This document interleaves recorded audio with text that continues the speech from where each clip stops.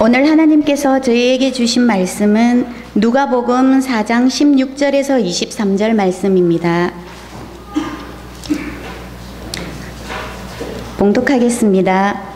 예수께서 그 자라신 곳 나사렛에 이르사 안식일에 늘 하시던 대로 회당에 들어가사 성경을 읽으려고 서심해 선지자 이사야의 글을 들이거늘 책을 펴서 이렇게 기록된 데를 찾으시니 곧 주의 성령이 내게 임하셨으니 이는 가난한 자에게 복음을 전하게 하시려고 내게 기름을 부으시고 나를 보내사 포로된 자에게 자유를 눈먼 자에게 다시 보게 함을 전파하며 눌린 자를 자유롭게 하고 주의 은혜의 해를 전파하게 하려 하심이라 하였더라.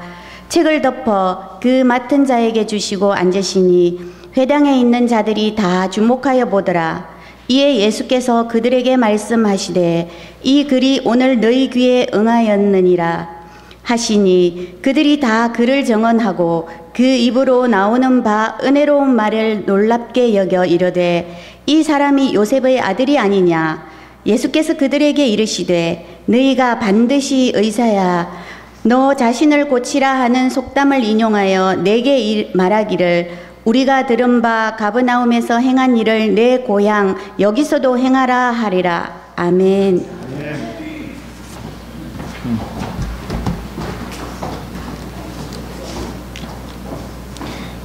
예수님께서 사역을 시작하시기 전에 요단강에서 침례를 받으셨습니다. 그때 하늘이 열리고 성령이 임하셨습니다. 그리고 하늘에서 소리가 들리는 거예요. 이는 내 사랑하는 아들이요 내 기뻐하는 자라. 이 이야기가 선포될 때에 수많은 사람들이 들었어요. 아, 정말 저분은 하나님께서 진실로 사랑하신 사람이구나. 하나님이 얼마나 저분과 친밀한 사랑의 관계를 가지고 계신지 이해했어요. 그리고 하나님께서 저분의 사역을 전폭적으로 지지하고 계시는구나. 이런 표식입니다. 우리가 예배를 드릴 때 오늘도 또 우리의 삶 속에서 성령의 감동하심이 물밀듯 밀려오고 그리고 하나님께서 친밀하게 우리의 마음에 우리의 귀에 속삭여주면서 너는 내 사랑하는 아들이다. 내 사랑하는 딸이다.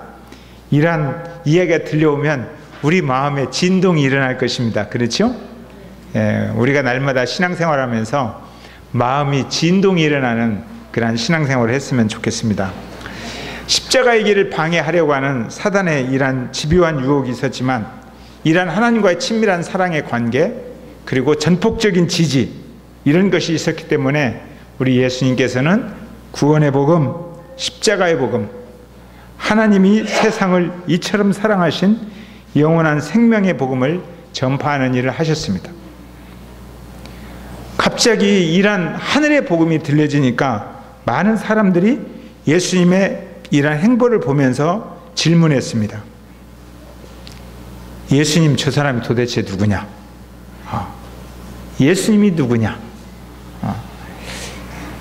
예루살렘에서 예수님께서 1차 사역을 마치시고 갈릴리로 돌아오신 후에 예수님은 이러한 질문을 가진 사람에게 오늘 내가 누군지 이렇게 대답해 주는 설교를 하시는 겁니다.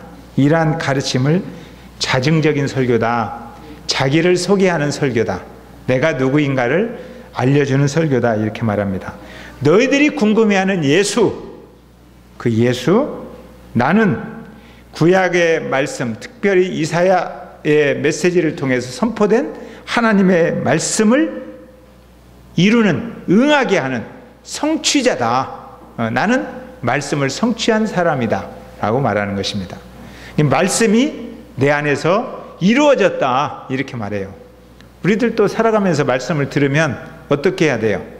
듣거나 한 귀로 듣고 한 귀로 흐르지 말고 말씀이 내 삶을 통해서 이루어졌다. 이런 고백이 있어야 진짜 신앙인이죠. 그래서 이러한 결단이 한번 있었으면 좋겠어요. 따라서 해보세요. 하나님의 말씀이 내 마음을 진동시키고 이 말씀이 내 삶을 통해서 이루어졌다. 비실비실 따라서 하신 분들은 비실비실하게 신앙생활 하는 거고, 힘차게 따라서 하신 분은 힘차게 신앙생활 하는 겁니다.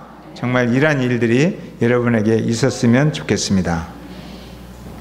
우리 예수님께서 하나님이심을 드러내는 일을 놀랍게도 죽은 사람을 살려내면서 야, 내가 하나님이다 이렇게 말씀하신 게 아니고, 병든 자를 고치시면서 내가 하나님이다, 귀신을 쫓아내시면서 내가 하나님이다 이렇게 말씀하신 게 아니에요. 이런 일들을 하셨지만 놀랍게도 내가 하나님이다, 말씀의 성취자다, 이것은 이사야 말씀을 통해서, 말씀을 가르치시는 것을 통해서 자신이 하나님이심을 드러내셨습니다.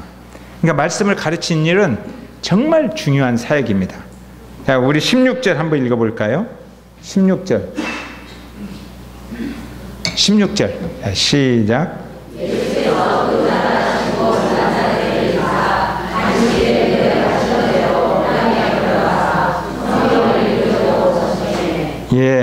예수님께서 성경을 읽으려고 서셨어요.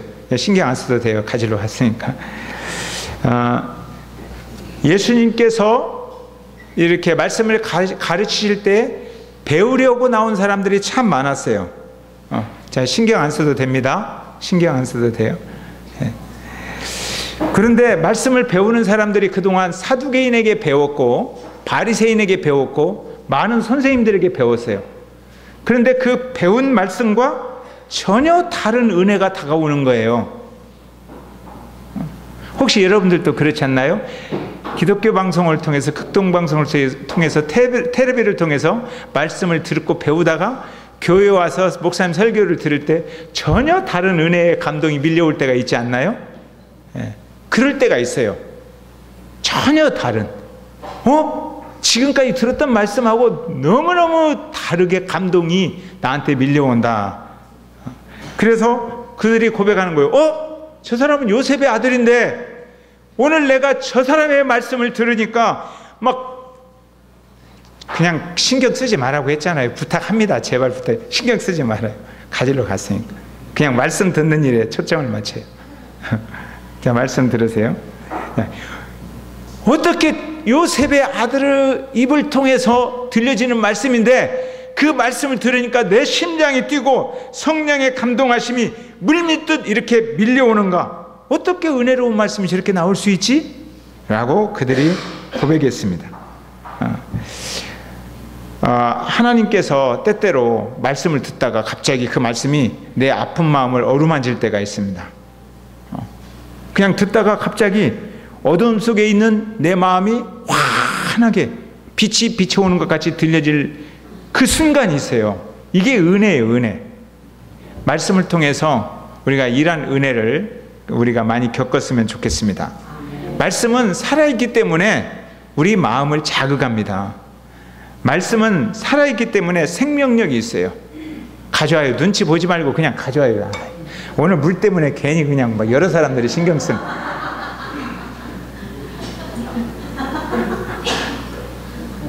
제가 가끔 물을, 미안합니다. 물을 안 먹으면 목이 좀 이상해서.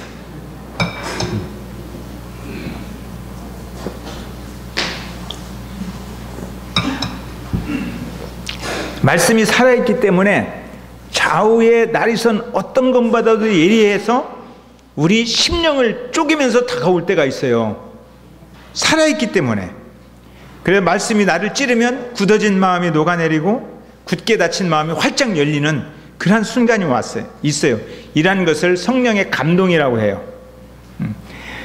로마서 10장 17절에서 바울은 이렇게 말합니다. 믿음은 말씀을 듣는 것에서 얻게 되고, 말씀을 듣는 것은 그리스도의 말씀을 통해서 얻게 됩니다. 이렇게 말했어요. 그러니까 우리가 믿음이 성장하기를 원한다면 말씀을 듣지 않으면 안 돼요. 말씀을 들어야 믿음이 성장합니다. 어떤 마음으로 들어야 되느냐? 준비된 마음으로. 그래서 예배를 준비하라 이렇게 말하는 거예요. 예배를 준비하는 사람이, 미리미리 준비하는 사람이 하나님의 말씀을 듣게 되고 반드시 그 사람이 믿음이 성장하게 되는 거예요. 근데 예배를 소홀하게 하면서, 듣는 것을 소홀하게 하면서 믿음이 성장할 것을 기대하는 것, 이거야말로 어리석은 일이다 이거예요. 우리의 믿음은 말씀을 드려야 됩니다. 아멘. 자, 그러면 말씀을 들으면 어떤 일이 일어나느냐? 19절 시작.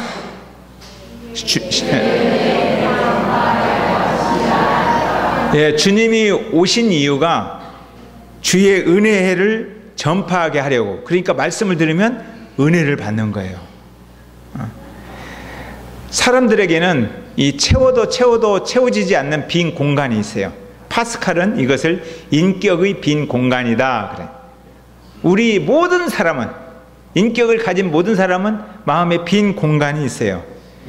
하나님을 배반한 이유로 뭔가 채워지지 않는 텅 빈 마음을 가지고 살아갑니다. 이 빈 공간에 많은 것을 채우기 위해서 사람들은 노력해요. 지식을 채우기 위해서 노력하고, 어떤 분은 돈을 채우기 위해서 노력하고, 어떤 사람은 권력으로 채워보려고 노력을 합니다. 그런데 문제는 다른 사람의 인정을 받아도 채워지지 않는 뭐가 있어요. 많은 사람들이 너 출세했다 괜찮다라고 하는데도 불구하고 텅 빈 마음이 있어요. 이걸 어떻게 채워야 되느냐? 이 공간을 넉넉하게 채울 수 있는 것은 주님의 은혜밖에 없다 이거예요. 성령의 감동밖에 없다. 여러분들이 공부를 많이 해서 그 빈 공간을 다 채울 수 있다고 생각하십니까? 저는 누구보다도 박사들하고 같이 많이 살아본 사람이에요. 아니 박사들하고 같이 목회를 해왔어요. 근데 그들은 채워지지 않는 빈 공간 때문에 정말 고통을 받고 있습니다. 돈 많은 사람하고는 많이 안 살아봤어요. 근데 이야기를 들으면 돈 많은 사람들도 이 빈 공간 때문에 고통을 받고 있어요. 권력을 가진 사람도 마찬가지예요. 주변에서 출세했다고 하는 사람도 다 마찬가지예요. 그런데 인생의 만족함을 누리는 사람들을 보면 주님의 은혜를 경험한 사람들이에요. 그분들은 얼굴이 밝아요. 인생이 밝아요. 하나님의 말씀을 배우면서 그들이 은혜를 받았어요. 여러분들이 말씀을 진실로 배우기 시작하면 놀라운 일들이 일어납니다. 빈 공간에 주님의 은혜가 채워지기 시작하고, 말할 수 없는 은혜가 파도처럼 밀려오고 밀려와서 그 단단한 사람도 말씀을 듣다가 울기도 합니다. 이 말씀의 위력이에요. 말씀이 밀려오기 시작하면 삶이, 저 사람은 도대체 변할 수 없는 사람이다 하는데 그 사람이 변해요. 말씀만이 가지고 있는 위력입니다. 어떤 사람은 실망해서 자살하러 갔다가 하나님의 말씀을 듣고 새로운 삶을 사는 그러한 사람들도 많아요. 말씀이 가지고 있는 능력. 가난한 분이 말씀에 귀를 기울이고 있으면 어떤 말씀이 들려와요. 너 가난하니? 너가 얼마나 행복한지 알았으면 좋겠다. 너의 이 가난한 마음에 내가 천국을 채우겠다. 이런 메시지가 들려오는 거예요. 그러면 힘이 생기는 거예요. 죄의 포로가 된 사람도 있어요. 물질의 포로가 되어서 힘들어 사는 사람들도 있어요. 질병과 고통의 포로가 되면 삶이 재미가 없어요. 인생이 재미가 없어요. 살맛이 없다 이렇게 말합니다. 패배감에 사로잡혀 있고 희망이 보이지 않습니다. 눈먼 자로 살아가고 있어요. 그런데 이들이 주의 은혜를 경험하게 되면 포로된 자에게 자유를 주리라는 메시지가 들려오는 거예요. 눈먼 자가 다시 보게 될 것이다. 눌린 자에게 자유를 주리라. 내가 은혜의 해를 선포하리라. 이런 메시지가 들려오는 거예요. 제가 어느 때보다도 올해는 아산병원을 많이 가봤습니다. 누구보다도 많이 가봤어요. 많이 가본 중에 제일 많이 가는 진료실이 안병동이에요. 안병동. 근데 놀랍게도요, 아산병원을 다 돌아다녀 보십시오. 제일 많이 사람이 버글버글 하는 곳이 응급실이 아니라 안병동입니다. 거기 가면요, 다리가 아픈데 그 앞에 많은 의자들이 있어도 자리를 잡을 수가 없어요. 눈을 뜨고 있다가 빈자리 하나 생기면 뛰어가려면 여러 사람이 가서 빨리 앉아요. 그러면 저같이 젊고 멋있는 사람이 앉아있으려면 미안해요. 워낙 힘들어하는 사람들이 많아서. 그게 안병동이에요. 얼마나 많은 사람들이 고통을 받고 있는가를 알 수가 있어요. 그런데 그저께 정말 낫고 싶은 사람들이 다 모였는데 그 사람들이 다 낫는 게 아니에요. 그 좋은 약, 좋은 시설 속에서 치료를 받아도 죽을 사람들이 더 많아요. 제가 진료를 받고 나오는데 한 사람이 기다리고 있어요. 제가 담도암이라는 소리를 들었나 봐요. 그러니 지나가도 저도 바쁜데 저를 꽉 손을 잡아요. 처음 본 사람이. 그러더니 담도암이십니까? 그렇다고. 그랬더니 그분이 자기 이야기를 하는 거예요. 제 아내도 옆에 서 있는데 자기가 이제 3년 전에 집을 지었대요. 돈을 벌어서. 그리고 손주도 생겼대요. 아, 살만 난다. 그런데 아내가 덜컥 한 달 전에 담도암 진단을 받았다는 거예요. 근데 이 허파 간 쪽까지 전이 되어서 수술을 못 한다는 거예요. 그러면서 제 손을 잡고 막 우는 거예요. 처음 만났는데 막 울어요. 이제 살만한데, 이제 아내랑 재미있게 살아보려고 하는데, 죽도록 고생했는데 아내가 덜컥 병이 걸렸는데 우리의 자녀들이 내 아내한테 얼마나 신경 쓰겠느냐고. 내가 남편 아니면 신경 쓸 사람이 어디가 있겠냐고. 근데 내 마음이 이렇게 아프다고. 그랬더니 또 옆에서 저희 집사람도 덩달아 같이 막 울더라고. 그러니까 환자보다도 환자의 남편과 아내가 더 힘들어요. 네. 문제는 최고 좋은 약이 거기에 있어요. 근데 약으로 다 나을 수 없다는 거예요. 주님의 은혜만이 병에서 자유롭게 할 수가 있습니다. 한 남자가 막 급히 약국에 들어왔대요. 그러면서 약사에게 딸꾹질을 멈추게 할 수 있는 약이 있느냐고. 이 딸꾹질이 멈추지 않는다고. 그러니 약사가 웃으면서 모든 문제를 약으로 해결하면 안 됩니다. 그러더니 갑자기 그냥 남자의 따귀를 때려버리는 거예요. 그러니까 남자가 얼마나 놀랐겠어요. 무슨 짓입니까? 그러니까 거봐요. 딸꾹질 안 하잖아요. 그러니까 남자가 하는 말이, 제가 아니라 제 아내가 지금 딸꾹질하고 있어요.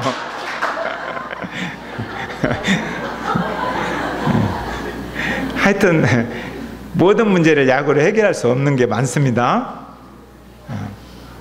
제가 이번 주에 30회에 걸친 방사선 치료를 다 마쳤어요. 얼마나 마음이 평안한지 몰라요. 방사선 치료의 후유증은 뭐 2주 정도나 한 달 더 있다고 하는데, 하여튼 마음이 굉장히 자유로워요. 그리고 이제 안병동에서 이제 그 종양내과 교수님을 만났어요. 그랬더니 지금은 몸이 약해졌으니까 2주쯤 있다가 항암 치료를 시작해야 된대요. 그런데 저는 다른 사람하고 다르게 일주일간 입원해서 5일간을 계속 5번 항암 치료를 해야 된대요. 그리고 나서 3주 쉬고, 그러니까 한 달에 한 번씩 그렇게 일주일씩 항암 치료를 집중해서 해야 된다고 합니다. 그러면 제가 얼마나 힘들겠습니까? 근데 사실 항암 치료를 가지고 제가 아내와 진심 어린 기도를 해왔어요. 어떻게 할 것인가. 제 인생에 대해서 결정할 때 저보다도 제 아내 의견이 더 소중하다. 어떤 사람보다도 저 아내 의견이 소중하다. 저는 그렇게 생각을 합니다. 그리고 교회 지체들의 의견이 소중하다. 그래서 목자 모임 때 목자들하고도 같이 이 문제를 가지고 이야기를 나눴습니다. 그리고 항암 치료를 받지 않기로 제가 결단했습니다. 약물 치료나 그 외 병원 치료를 이제는 더 받지 않을 것입니다. 이렇게 결심하게 된 3가지 이유가 있습니다. 첫 번째는 제가 죽음에 대한 자유로운 마음을 더 크게 갖기로 했습니다. 하나님께 내 생명을 온전히 맡기는 것이 중요하다. 그리고 제게는 아직 사명이 있다. 이런 생각이 있어서 안 하기로 했습니다. 여러분들이 일주일 사모하면서 하나님 말씀 듣기 위해서 이렇게 열심히 오지요. 그리고 은혜를 받고자 합니다. 말씀에 대한 그리움이 여러분에게 있음을 잘 압니다. 우리 유재영 목사님도 설교를 너무너무 잘해요. 그리고 가끔 또 외부 선교사님들이 오셔서 선교지에 있는 소식을 전할 때 성령이 그곳에서 어떻게 일하시는가, 이런 이야기를 들을 때도 참 감동이 됩니다. 근데 많은 분들이 그래도 담임 목사님이 설교하는 것이 좋겠다라고 생각을 합니다. 왜 그럴까? 눈빛을 그동안 같이 많이 맞춰왔기 때문에 아마 같은 내용을 이야기해도 담임 목사가 이야기하면 더 은혜가 되는 것 같습니다. 그래서 여러분들이 저를 이렇게 존중해 주는 것이 참 감사한데, 그보다도 또한 제가 말씀을 준비하는 것이 제 인생의 또 에너지예요. 저에게도 말씀을 준비하는 것이 영적인 에너지입니다. 그래서 이 귀한 사역들이 이런 항암치료나 이런 것으로 방해받지 않기를 소원하고 있습니다. 또한 우리 중에는 질병으로나 또 마음이 아픈 분들이 많고, 그런 분들이 제가 다른 곳에 있어도 전화로나 뭐로나 저의 위로와 저의 어떤 격려를 받기를 원하고 저를 찾고 있습니다. 제가 어제 오후에도 신천대자 권사님 잠깐 방문하러 결혼식 끝나고 오는 길에 들렸는데 그런 말씀 하시더라고요. 얼마나 기다렸는지, 왜 아침에 안 왔어요? 아침부터 기다렸는데, 그러더라고요. 그러면서 제가 가니까 저 얼굴 보면서 밝아지는 거예요. 그때 하나님께서 이게 내게 주신 사명이구나. 병원에 입원할 때에도 울면서 일주일 전에도 전화하면서, 목사님 오라고 전화하는 건 아니고요, 너무 힘든 마음들을 전하는 거예요. 우리 지체는 그분뿐만 아니라 많은 어려운 분들이 있습니다. 기도하는 중에 내가 항암을 받으면 이분들을 위로하는 것이 너무 늦을 수도 있겠다라는 생각이 들었습니다. 하나님께서 내게 주신 사명이, 최소한의 사명을 감당하려면 항암치료를 안 받는 것이 좋겠다라고 자유한 가운데 그러한 감동이 왔습니다. 두 번째는 주님과 동행함을 누리기 위해서 항암치료를 받지 않기로 결정했습니다. 항암치료를 받지 않겠다고 이렇게 말할 때 종양내과 교수님도 참 인격적이더라고요. 저한테 그런 이야기를 해주시더라고요. 항암 치료를 통해서 치료가 확실하다는 보장은 없습니다. 그렇기 때문에 목사님이 신앙적인 결단을 할 때 저는 그 의견을 존중합니다. 이렇게 하더라고요. 제가 의사 선생님 손잡고 고맙습니다. 이렇게 이야기를 나눴는데요. 태초에 하나님께서 빛을 창조하셨고, 또 그 빛 가운데 하나님은 하늘과 땅을 창조하시고, 하늘 위에 물을 창조하시고, 땅에 이렇게 물을 두셨습니다. 그리고 이 땅 위에 각종 씨 맺는 채소들을 이렇게 풍성하게 만들어 주시고, 그리고 그것들을 먹어라 이렇게 말씀하셨습니다. 그래서 저는 창조의 원리에 순종해서 이 좋은 햇빛, 사람들이 더 잘 살려고 햇빛을 파괴했지요. 더 경제적인 부흥은 이루었지만 공기는 파괴했지요. 근데 하나님께서 햇빛과 또 공기와 물과 음식들, 이런 모든 음식들, 이런 것들과 동행하면서 질병에 대처하기로 결심했습니다. 물론 암도 동행해야 되죠. 암한테도 제가 한번 이야기해요. 암아, 너 오래 살고 싶으면 네가 나를 오래 살게 해야 된다. 네가 나 죽이면 너도 빨리 죽어. 이제 그런 이야기도 하면서 암과 동행하기로 했고, 무엇보다도 교회와 동행하고 지체들과 동행하고 주님과 동행함을 누리기로 했습니다. 내가 암해지게 집중하지 않고 주님과 동행하는 것에 집중하는 그런 인생을 살고 싶다. 그래서 저의 모든 식단은 저의 아내에게 제가 이름했습니다. 아내가 말하는 것만 먹겠다. 여러분들이 무슨 이야기를 해도 이제 제가 안 먹을 거예요. 그러니까 제 아내가 제일 중요해요. 왜냐하면 제가 미리 죽으면 아내가 혼자 살아야 되잖아요. 그러니까 아내만큼 저의 인생에 대해서 신경 쓸 사람이 없다고 생각이 되어져요. 그 대신에 제가 여러분에게 부탁합니다. 7월까지는 개인적으로 식사하고 여러분들이 식사들 하고 싶죠. 근데 아내가 계획하는 것에 순종하기 위해서 이 자리에서 이야기하는 게 좋겠다고 생각했어요. 7월까지는 개인적인 식사 교제를 제가 좀 안 하겠습니다. 그리고 아내가 짜주는 맛있는 음식, 맛있을지는 모르지만 하여튼 그 음식을 먹으면서 제가 저를 좀 진단하려고 합니다. 그리고 세 번째는 고통당하는 자들에게 제 삶에서 일하신 주님의 은혜를 나누고 전하기 위해서, 체계적으로 전해주기 위해서 제가 항암을 하지 않기로 했습니다. 제가 그곳에서 여러 사람들을 만나는데 뇌암으로 수술을 2번 한 24살 된 청년하고 이야기를 나눴어요. 24살인데 요즘 24살 청년들은 그런 심각한 생각을 못합니다. 그러나 24살 된 그런 청년도 뇌암으로 2번 수술을 받을 수 있구나. 그리고 그 사람은 굉장히 생각이 깊은 청년이에요. 그런 죽음 앞에 서 있으면 사람들은 진실되게 인생을 생각합니다. 그래서 그 청년하고 많은 이야기를 나누다가 너무 막 가슴이 미어져서 제가 막 펑펑펑 울었어요. 그 어머니 앞에서도 막 울었어요.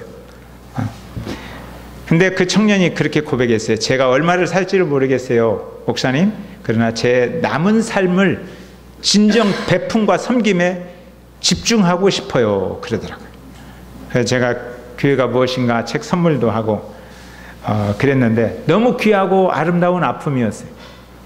그래서 제가 눈물을 흘렸습니다. 그리고 나서 우리가 이들과 함께 주님의 은혜를 공감하는 것이 얼마나 소중한 것인가. 암을 치료해야 행복한 것이 아니라 암이 있음에도 불구하고 주님과 동행하면 너의 인생은 행복한 것이고 너의 삶은 가치 있는 것이고 아름다운 것이다, 이라는 것을 체계적으로 제 삶으로 보여주고 싶은, 그래서 내 삶이 메시지가 되고 싶은 그러한 마음이, 감동이 제게 왔습니다.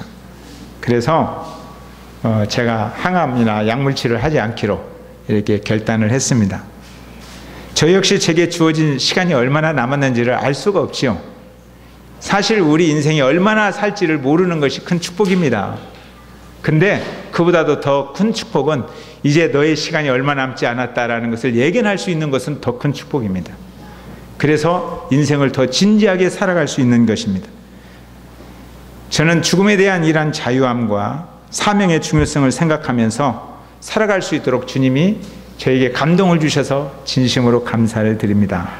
그리고 우리 주변에 함께 살아가는 가난한 사람, 포로된 사람, 고통받는 사람들과 함께 그 마음을 공감하면서 주님의 은혜를 나누며 이렇게 살아가고 싶습니다. 여러분들 인생 가운데서도 매일매일 주님의 은혜가 경험되어지기를 바랍니다. 오늘 우리 지체들이 함께 소풍을 갑니다. 그죠? 음식을 나누며 섬기며 사랑을 고백하며 주님의 은혜로 행복한 날이 되도록 기도합시다. 서로를 격려해 주면서 손에 손을 잡고 우리를 귀에 두게 하신 주님을 노래하는 귀한 날이 되었으면 좋겠습니다. 여러분 모두를 진심으로 사랑합니다. 주님 말씀하시면 이 찬양합시다.